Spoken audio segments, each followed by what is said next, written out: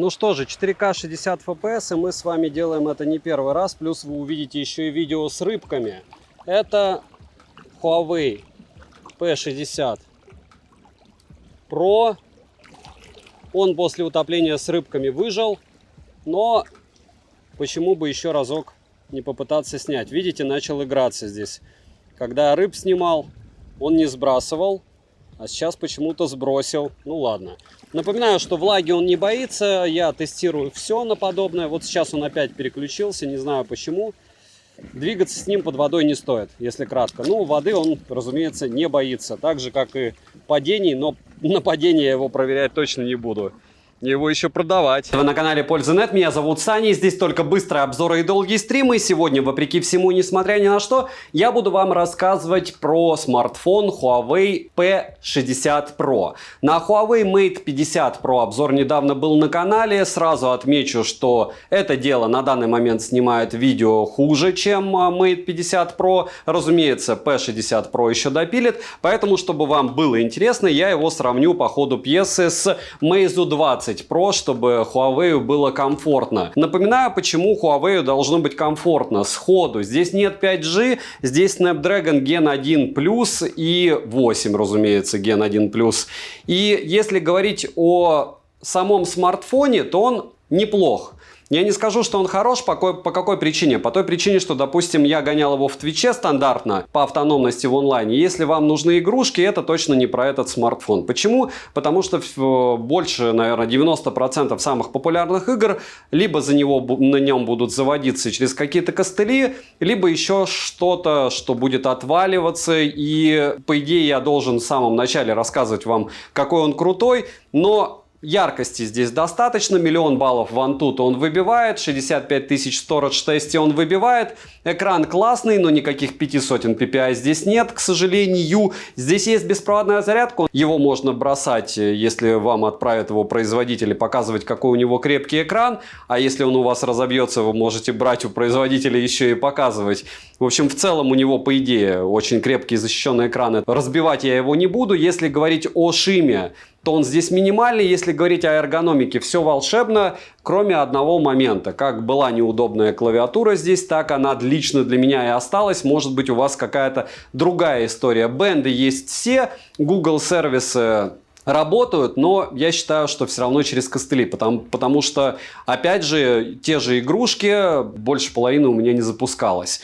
Но не об этом вы хотите узнать. Вы хотите узнать, что, разумеется, здесь YouTube установить можно, работает без проблем. Разумеется, здесь можно установить все виды мессенджеров, они работают без проблем. Социальные сети работают без проблем. Съемка классная. Так стоит или нет обращать на него внимание, если вы не фанат Huawei, вы узнаете в ролике. Смотрим. Распаковка. Поставляется смартфон в белой упаковке из плотного картона. На упаковке есть название модели и ее краткие характеристики. Никакого вам перфорированного картона, разумеется, нет, но все чин-чином. Пакинг обыкновенный. В комплекте мы имеем краткое руководство, ключ для извлечения прорезиненного слота, по 2 нано-сим-карты и фирменную карту памяти от Huawei. То есть, либо вы запихиваете туда одну симку, физическую карту памяти, либо 2 физические симки. eSIM смартфон не поддерживает. Далее есть силиконовый чехол, блок питания на 88 Вт с китайской вилкой и 2 разъемами, кабель для зарядки с USB-A на Type-C и сам смартфон с наклеенной защитной пленкой, которая лично у меня уже в некоторых местах отклеилась. Вот такая вот магия Huawei. Вес устройства 201 грамм, а габариты 161 на 74,5 на 8,5 мм без блока камер. Притом, хочу отметить, экран водопад. И углы у смартфона скошены, крайне неудобно. Буду несколько раз за обзор вам про это вспоминать. Розыгрыши море. Читаем описание, какие сейчас актуальны. Постоянно это 5 Mi Band в 7 серии. Разыгрывается за лайк, подписку и комментарий к любому видео ежемесячно. Подписывайтесь с колоколом. Не забудьте подписаться на телегу скидок. Там много всего полезного. Телегу взаимопомощи и мой личный телеграм-канал. Там я скидываю результаты тестов до обзоров, ну и, разумеется, фото и видео в несжатом формате с устройств, которые я тестирую. В продаже доступны 4 варианта расцветки. Это черная, зеленая, фиолетовая и перламутровая. Дизайн смартфона интересный, такой блок камер я еще нигде не встречал. Тыльная часть конкретно у этой модели, которая у меня на руках выполнена из глянцевого стекла, а рамка металлическая. Стекло максимально быстро заляпывается. Пользоваться одной рукой возможно, но не сказал бы, что прям очень удобно. На корпусе расположили кнопки кнопку питания, качели регулировки громкости, разъем USB Type-C OTG версии 3.1 Gen 1 с поддержкой DisplayPort, что очень круто. Далее есть микрофоны и динамики со стереозвучанием. Качество звука хорошее, громкости достаточно, но каких-либо настроек звучания на смартфоне я не нашел. На дне смартфона динамик звучит громче, чем в верхней части. Помимо этого, еще и крышка слегка дребезжит, как на Poco X3 Pro. Вибромотор тактильно приятный, но далеко не топовый. ИК-порт на борту, а вот мини-джека нет, что неудивительно. Смартфон имеет официальную защиту от влаги и пыли класса IP68. В начале ролика вы могли наблюдать, как я топил данную модель. По итогу, на момент выхода ролика с ним все в порядке. Прошло уже несколько дней. Разумеется, сознательно это делать точно не стоит, и в соленую воду однозначно пихать его нельзя. Так же, как ходить с ним в баню. Смартфон оснащен OLED-дисплеем с технологией LTPO на 6,67 дюйма с разрешением 2700 на 1220 пикселей. В настройках можно изменить разрешение дисплея или выбрать режим автоматической настройки разрешения. Дисплей покрыт стеклом Kunlun Glass с сертификацией прочности SGS. Подбородка нет, рамки не громадные. Плотность пикселей 444 ppi, что очень даже хорошо. Но я ожидал в версии Pro хотя бы 500 ppi. Экран также поддерживает 1,7 миллиарда цветов, имеет цветовой охват 100% DCI-P3 и глубину цвета 10 бит. Матрица экрана с закругленными краями, при этом яркости экрана с включенной автояркостью в целом хватает. Автояркость работает хорошо, быстро адаптируется под смену освещения. Частота обновления экрана максимум 120 Гц с технологией динамического режима, а также можно выбрать 60 Гц. Тач на 300 Гц, шим затемнения 1400 Гц, процент шима выше 20% не поднимается, что хорошо. Always on Display в наличии, мультитач на борту, экран на 10 касаний одновременно откликается стандартно хорошо. И да, бывают экраны, которые не откликаются быстро, либо на 10 касаний не откликаются. Даже такое еще встречается. Разблокировать экран можно при помощи сканера отпечатков пальцев, внедренного в экран, и распознавания лица. Что сканер работает быстро и шустро, хотя промахи бывают, но редко. Что распознавание лица срабатывает стабильно хорошо даже под небольшими углами. Зарегистрировать несколько одинаковых отпечатков пальцев нельзя, а биометрические данные можно внести только у одного лица. Процессор здесь Qualcomm Snapdragon 8 Plus Gen 1 с техпроцессором 4 нанометра с 8 ядрами. Максимальная частота которого 3,2 ГГц. Графический процессор Adreno 730. Также установлен движок искусственного интеллекта от Qualcomm 7-го поколения, интерфейс HarmonyOS версии 3.1 на базе Android 13 версии, оперативная память LPDDR5 на 8 или 12 ГБ, внутренняя память UFS 3.1 на выбор 256 или 512 ГБ. И я понимаю, что это все зависит от типа процессора, что UFS 4.0 на Gen 1 не повесить, но это печально, потому что разница в скорости памяти в 2 раза. Имеется поддержка высокоскоростного Wi-Fi 6 серии, поддержки 5G сетей нет. Есть чехол с 5G, но здесь даже говорить не хочется. Почему? Потому что это, конечно, дичь. За такие деньги без поддержки 5G. И не пишите, что кому это надо. Многим это нужно, кто покупает смартфоны по $1000. Для 4G бенды есть 7 и 20, связь смартфон ловит хорошо, датчик приближения не подводил. Запись разговора в стоке есть и без уведомления собеседника о начале записи. Bluetooth версии 5.2 тоже ни в какие ворота не лезет, у всех флагманов 5.3. NFC поддерживается, можно установить, к примеру, MirPay и использовать бесконтактную оплату. GPS-тест в городских условиях показывает стандартные для Qualcomm 3 метра, притом работает он быстро. Емкость аккумулятора 4815 мАч. В PC-марке выдал 5 часов 20 минут на максимальной яркости, разумеется, максимальной герцовке. И это печально. Скажем прямо, ближе к дну, ближе к Мейзу. Смартфон поддерживает быструю зарядку на 88 Вт, беспроводную на 50 и реверсивную тоже поддерживает. За 10 минут в турбо-режиме он у меня зарядился на 38% и на 100% он зарядился за 37 минут. Поедает за час просмотра видео на YouTube по Wi-Fi около 5%. В игре, которая вообще ничего не требует, уходит 14% в час с одновременным стримингом на Твиче. Пруфы, опять же, записаны на лайв-канале, выгружены. Увидите, как работает селфи-камера. Услышите недостатки, скомпилированные в 2 минуты на пользу NetLife. Но повторяюсь, почему? В легкой игре, потому что никакие PUBG или все подобное у меня не запустилось в этот раз. Многие пишут, что проблем никаких нет с играми. У меня проблема, что на Mate 50 Pro была, что на этом. Или, как пишут, зачем взрослому дяде в телефоне за $1200 игры? Хотя бы для того, чтобы я потом смог их ребенку продать, эти телефоны. Не только взрослые дяди по $1200 покупают смарты, правда? Перейдем же к тестам. Тротлинг-тест проходит максимально плохо. 220 гипсов минимально, максимально 407 и в среднем 300 гипсов на 100 потоках при 30 минутах. И никакие тыкания в экраны не помогают для того, чтобы тротлинг-тест проходил нормально, либо еще какие-то тесты. То есть сейчас это не так работает. Он просто уходит в себя, этот проц, вместе с телефоном, и все. В Geekbench в сингл-коре 1303, в мультикоре 4220, 2020. 3D Mark показал Wildlife на максимум, Wildlife Extreme 2790, Wildlife Stress Test 10495, Wildlife Extreme Stress Test 2790, Slingshot Extreme и Slingshot на максимум. Вантута выдал результат в 981 тысячу попугаев. Storage тест показал очень печальные 62 тысячи,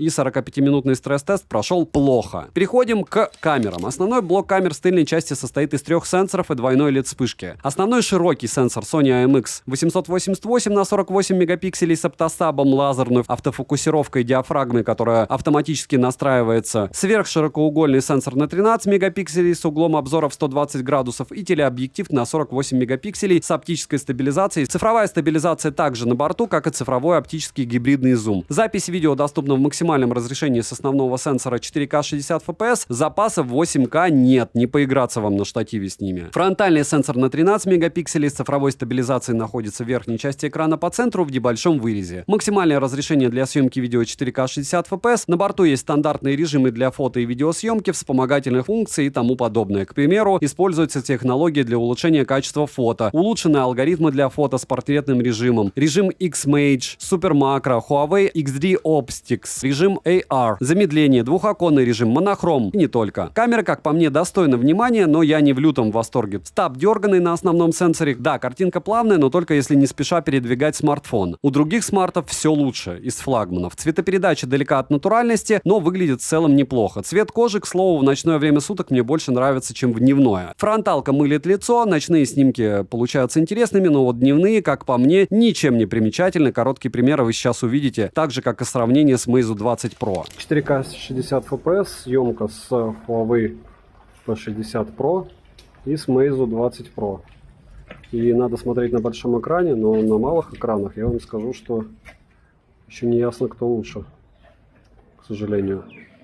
Разумеется, можно ставить на ультраширик у Meizu, у Huawei нет, с основной камеры нельзя. Но можно делать X10 у Huawei, ну, допустим, X2 у обоих.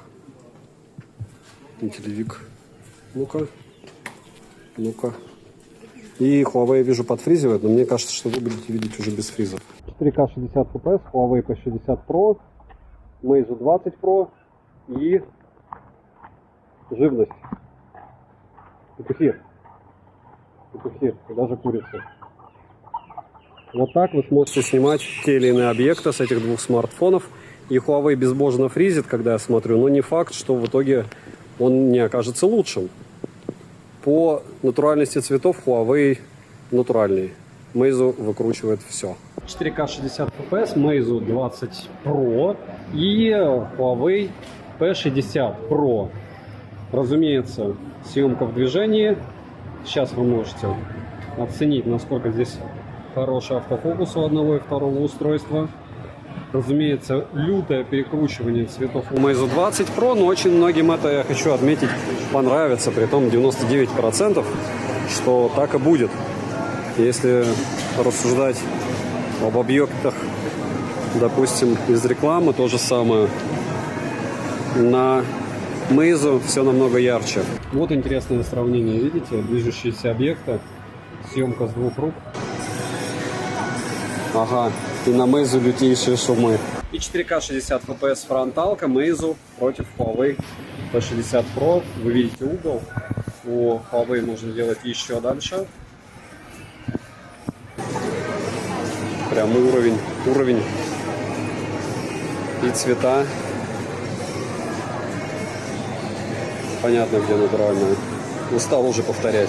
И вот так фронталка будет у вас отрабатывать на обоих смартфонах Huawei и Meizu. Мало стало продавцов, не сезон.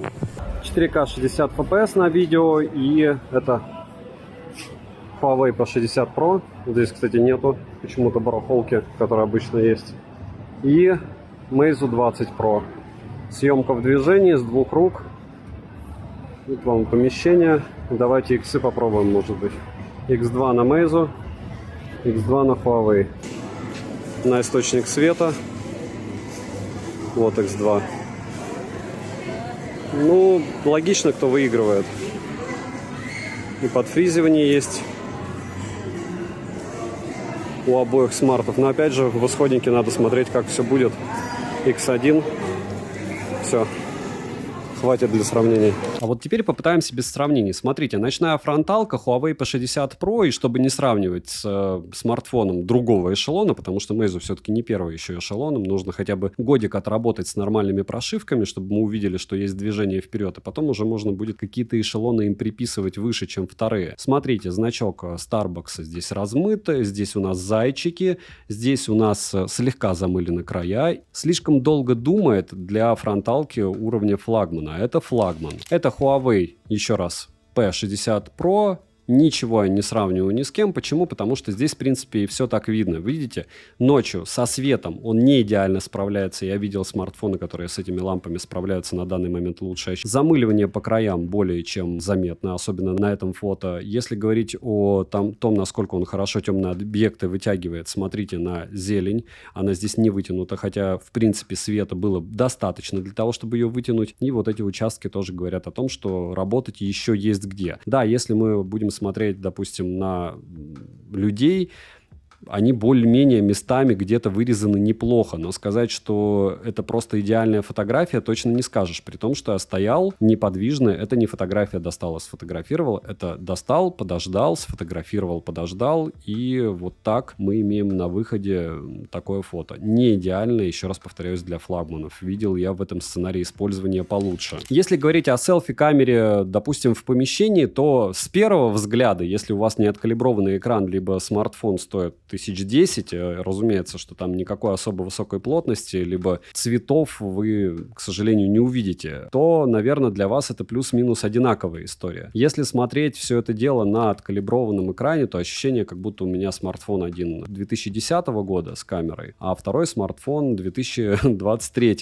Но в то же время, вполне возможно, вам не нужны никакие такие супер детальности. Вот мы видим здесь у Huawei, что у нас в витринах, допустим, у Meizu, разумеется, мы этого не видим. Но, с другой стороны, где я лучше выгляжу? Разумеется, лучше выгляжу на Meizu, притом без всяких там улучшалок. Но Huawei, я хочу отметить, что я тоже не особо натурально выгляжу, хотя улучшалки все отключены. Это болезнь Samsung и Huawei. По мне, они всегда делают тебя лучше, чем ты есть на самом деле. Если сравнивать тот же ультраширик в дневное время, я хочу отметить, что миссия моего обзора не в том, чтобы рассказать, какой Huawei плохой или хороший, либо какой Meizu хороший или плохой, а в том, чтобы, допустим, для вас стало ясно. Вот смотрите, вот сейчас у нас ультраширик.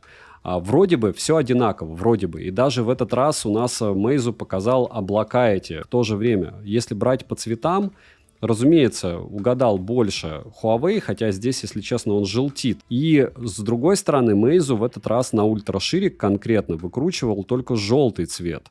Да, здесь вот темные участки он прямо ужасно отработал. Чего от него хотеть? Это же Meizu, во-первых. Во-вторых, мы будем надеяться, что их кто-то из США реанимирует, и они станут лучше работать. В целом, вполне достойный результат у обоих смартфонов. Это чтобы вы поняли, что вроде бы камерафон Huawei и вроде бы не камерафон Meizu 20 Pro, который уже давным-давно должен был кануть в лету, фотографируют для соцсетей, допустим, отправки сообщений в том же Телеграме, плюс-минус одинаково. Здесь, конечно, фотографии небо и земля. Здесь ощущение, что на Meizu, опять же, фронталку я скачал фотографию где-то из соцсетей после того, как ее еще 4 раза перекидывали. А если мы берем Huawei, то в Huawei прямо все, мягко сказано, волшебно. Да, он чуть-чуть съел, смотрите, границу с очками, во всем остальном просто волшебно. Тем более, если Huawei чуть-чуть ее поел, то Meizu просто-напросто эти очки фактически увела в облака, которых на Meizu вообще не видно. И это лучшие фотографии. Разумеется, что остальные фотографии были еще хуже. Края у нас чуть-чуть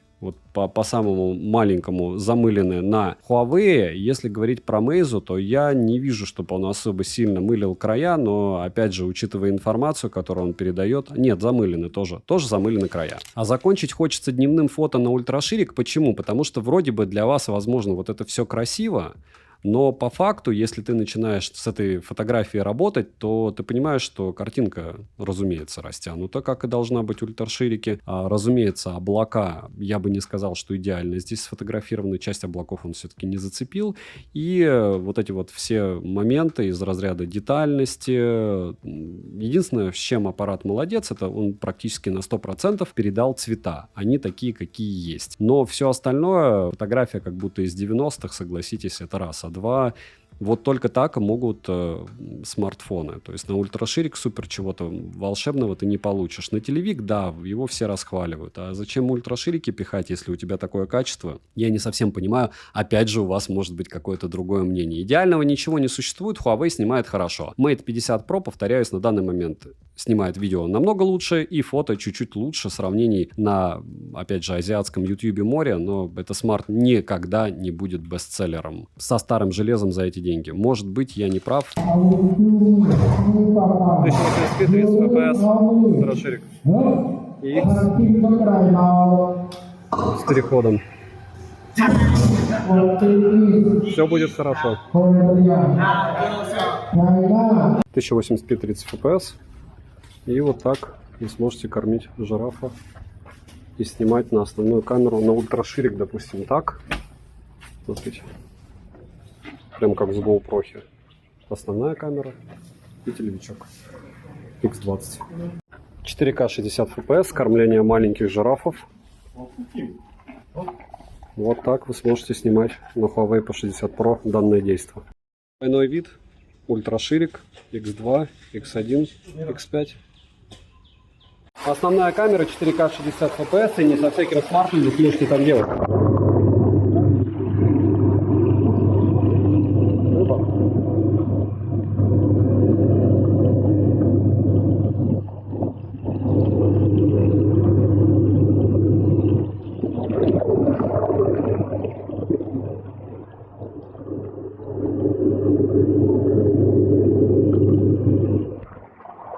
4К 60 FPS. Снова, если решите стать фудблогером, то вот так сможете снимать с основной камеры блюдо.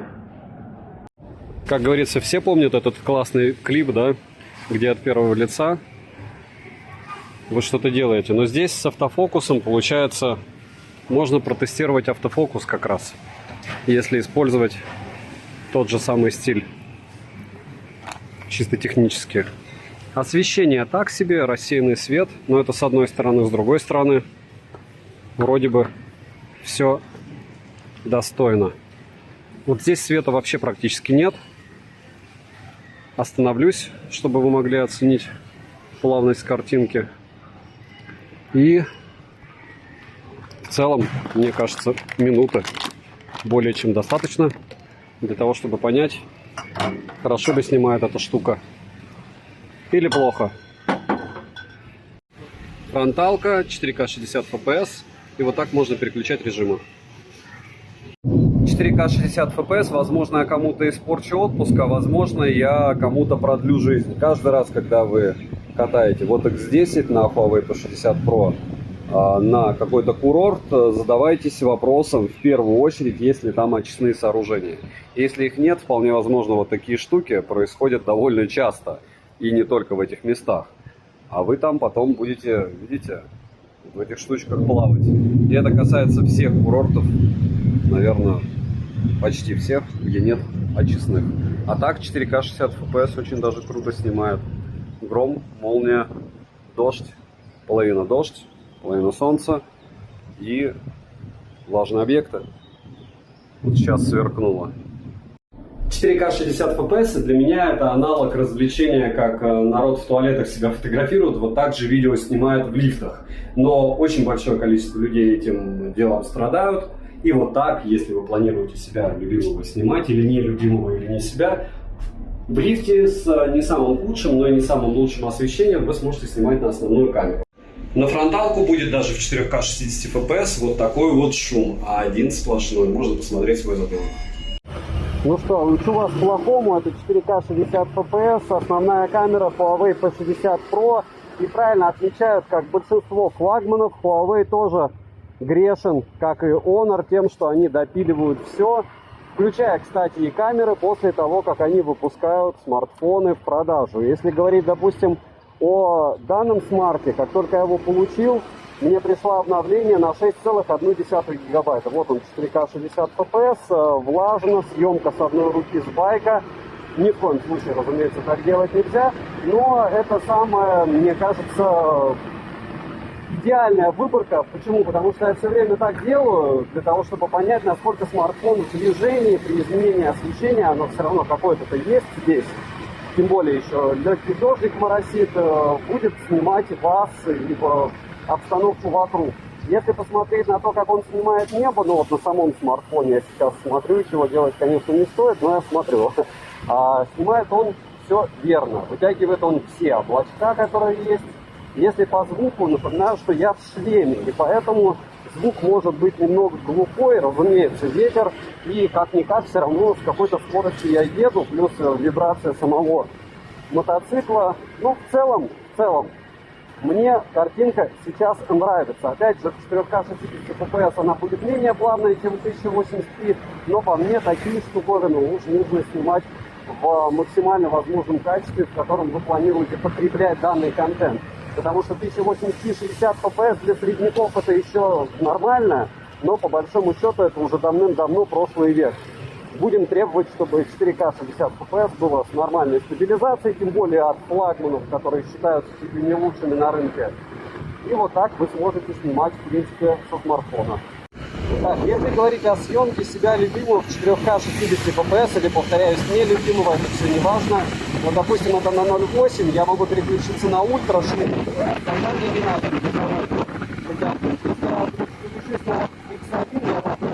Себя снимать на 0.8 и на ультра ширик.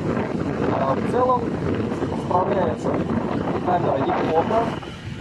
Разумеется, по идее, фокус по глазам, но смотреть в камеру не стоит мне во время движения. Здесь не особо трудно, если развернуть и снимать, допустим, на ту же фронталку, то, что вы хотите снимать на основную камеру, то также картинка будет хорошей. Это один из тех смартфонов, который даже на фронталку снимает хорошо. Фронталка 4К 60 FPS, легкий дождь и, как всегда я говорю, у Huawei просто нереальный объем у видео и у фото. То есть ощущение объема просто космос. Так же, как цветопередача. 4К 60 FPS я могу 1000, наверное, видео сделать на Huawei, но самое важное для меня, допустим, автофокус. И давайте попробуем этот автофокус. Видите?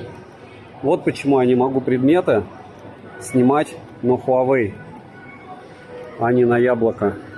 То есть, если в движении все это делать, потом приходится вырезать. Возможно, они все это дело допилят. Вот сейчас, допустим, хороший кадр. Если встать, вот сейчас все поймал, нет. Поймал и потерял, поймал и потерял.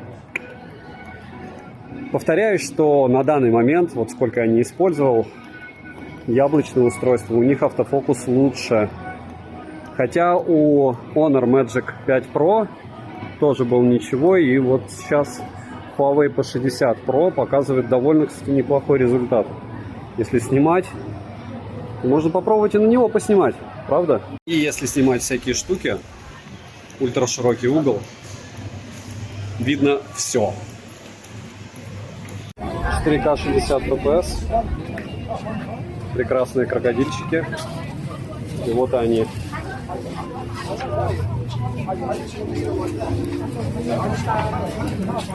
Недавно был в парке, где их разводят.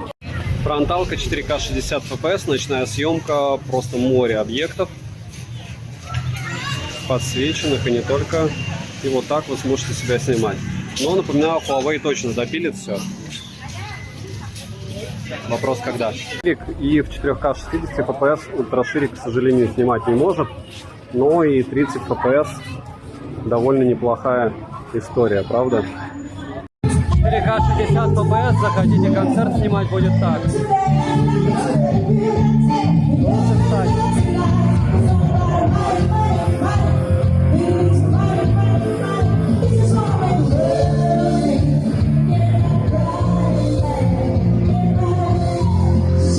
Красиво снимать. 4К 60 FPS, ночь в торговом центре, который закрыт. Вот так будет выглядеть съемка. Кстати, не вытягивает он тортиков, которые в том автомате. Но если увеличить на X10, видите, все видно. Двойной вид.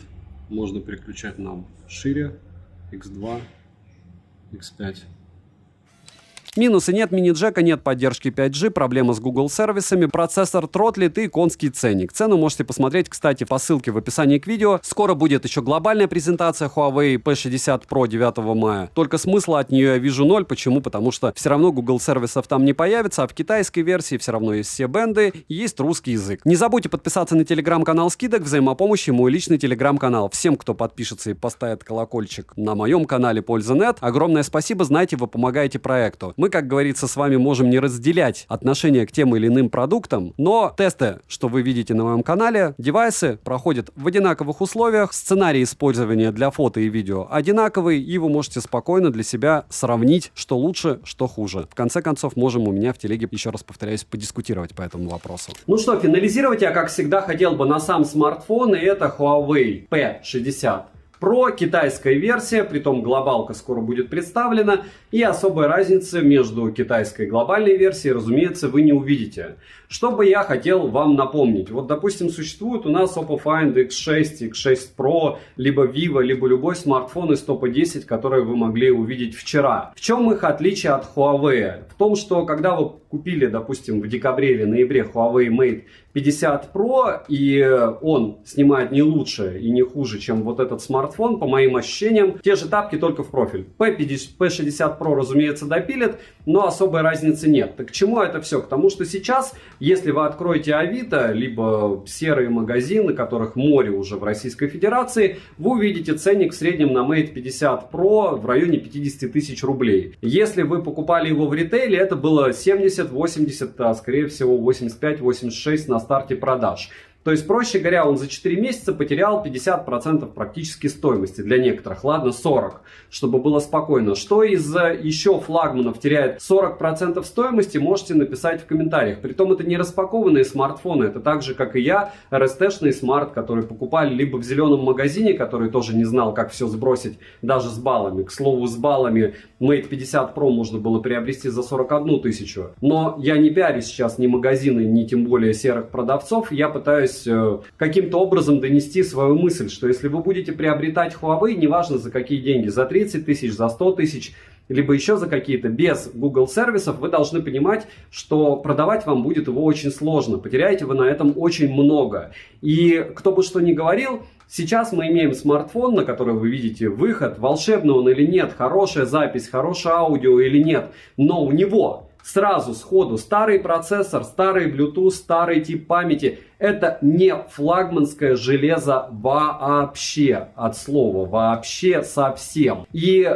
чем может брать Huawei, когда у него железки хуже, чем у китайских брендов второго эшелона, когда он показывает, в принципе, не такие космические результаты в синтетике, либо в съемке относительно своих же собратьев прошлого поколения, с этим ценником, когда вам нужно для 5G докупать чехол, когда вам нужно убеждать окружающих, что вам-то, вот именно вам, они не нужны, эти Google сервисы. Но каждый раз, когда вы скачиваете какую-нибудь почту, вы думаете, будет ли она у вас адекватно работать, хотя вполне возможно, вы вообще выпилили себя из Google, с радостью используете Huawei. Но больше всего мне не нравится в политике Huawei их реклама. Я с ней сталкивался как блогер, и сейчас могу с легкостью вам рассказать, что вот эти все истории про белого бычка, что Huawei P60 Pro за 4 дня скупили в Китае, их невозможно приобрести. Может быть, чисто технически, теоретически его и скупили, мне нормально его купили, послали сюда, это раз. А два, барабанная дробь. За эти деньги, может быть, их там было всего ограниченное количество, там, не знаю,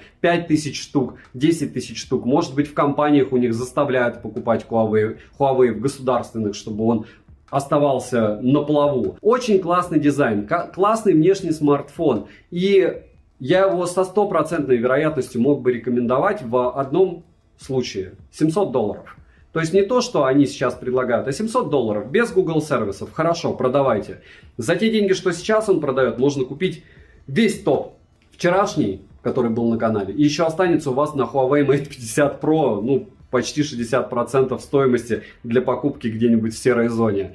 и он будет новым. У меня вопрос в первую очередь Huawei. Вы делаете самые классные часы на рынке, вы делаете самые классные наушники, исключая FreeBuds 5. Это просто позорище. По моему мнению, я их сейчас тестирую. Вот они.